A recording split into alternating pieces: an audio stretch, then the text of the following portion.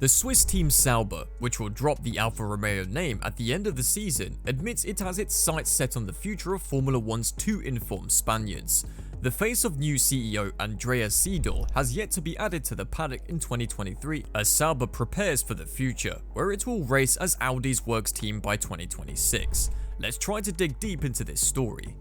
Valtteri Bottas and Zhou Guanyou are currently in the cockpit, with the more experienced of the pair, former Mercedes race winner and Finn Bottas, noticeably struggling in 2023. Chinese Zhou finished in the points in Barcelona, while Bottas finished second to last. Zhou is, of course, a talented guy, but today, either there was a problem with Valtteri's car or he was still thinking about some cycling race or something, former F1 driver David Coulthard told Viaplay at the Spanish GP. Alfa Romeo team representative Alessandro Alunni Bravi doesn't sound the alarm for now.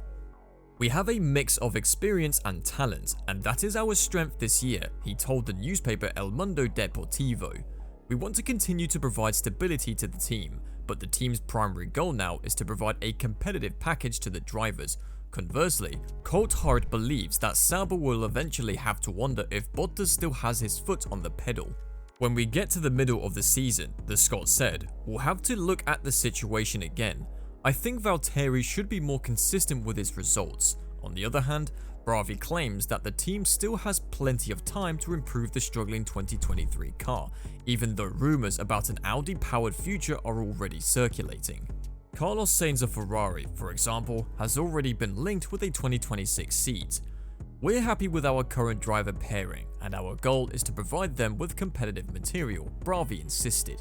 "Obviously, I believe Carlos Sainz is one of the best drivers in Formula 1 right now, but he drives for Ferrari, and I believe he is content there. We too must think about our drivers and provide them with all of the tools they need to do a good job." Bravi also admitted that Sauber and Audi might be interested in signing Fernando Alonso if he leaves Aston Martin before 2026. "I would always sign Fernando, even at 45 years of age or older," he insisted. "I got to know him well at McLaren when I was the manager of his teammate Stoffel van Dorn. Seeing what Fernando is doing makes me pleased, but as I previously stated, we are satisfied with our drivers." Andreas Seidl is concerned about more than just transitioning Formula 1's Hinwheel-based team to full Audi control by 2026. That is the stance of Alessandro Alunni Bravi, who was named team representative of the Sauber-owned Alfa Romeo earlier this year. The team representative moniker stems from Alfa Romeo's current lack of a Grand Prix team principal, with the similarly newly appointed German Seidl serving as group CEO and based in Hinwheel. At the same time, Alfa Romeo is having significant difficulties with its 2023 model. According to the Finnish newspaper Ilta Sanomat, something has gone horribly wrong at Hinwheel, noting that former Mercedes driver Valtteri Bottas has also struggled this season.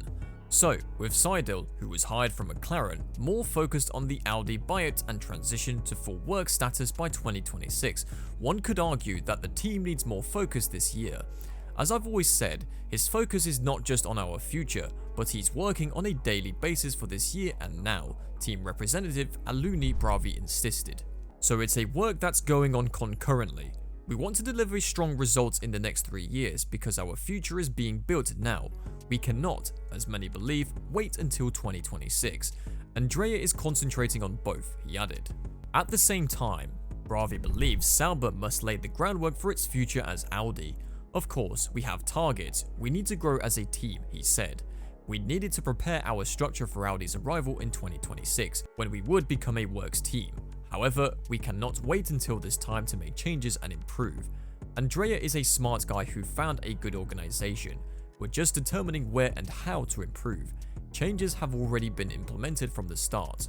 Audi has agreed to buy Sauber and make the team its working Formula 1 entry in 2026. After months of speculation, Audi committed to an engineering program as part of the next generation power unit regulations earlier this year. It did so without announcing a partner team, but was widely expected to take over Sauber for its first F1 entry. Audi and Sauber have now announced that Sauber will become a strategic partner of Audi's F1 program, and that Audi intentionally plans to acquire a strike in the Sauber group. The terms of the deal have yet to be disclosed, including the size of the stake and when it will occur, but it was previously anticipated that it would be a gradual investment, with the stake increasing between now and 2026. Sauber will race as Alfa Romeo until the end of the 2023 season, honouring its existing title sponsorship with the Italian manufacturer, a marketing agreement rather than a traditional works team.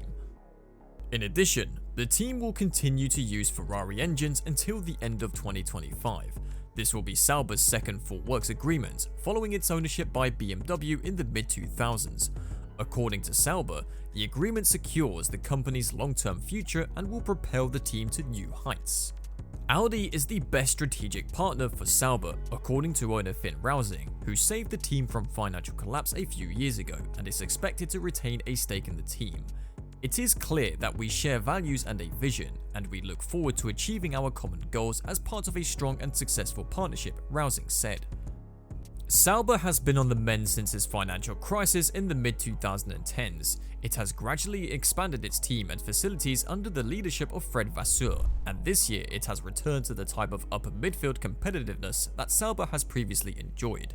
However, it still needs to improve in terms of production and has yet to run at F1's budget cap, something it would be able to do under the Audi's deal. According to Vasseur, the Audi partnership will be a key step for the team's long-term ambitions, and he called it an honour and a great responsibility to be the official works team. Vasseur echoed Rausing's sentiment. It's the best option for the future, and we are fully confident we can help Audi achieve the objectives they have set for their journey in Formula 1.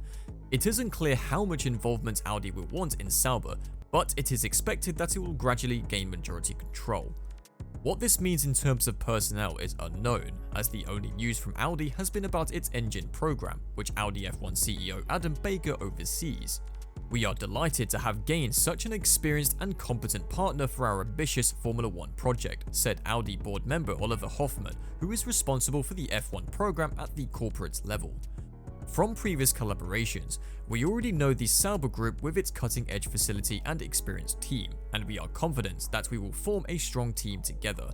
Audi provided an update on the hectic preparations for their upcoming Formula 1 entry during a presentation at the Auto Shanghai exhibition, which key stakeholders attended.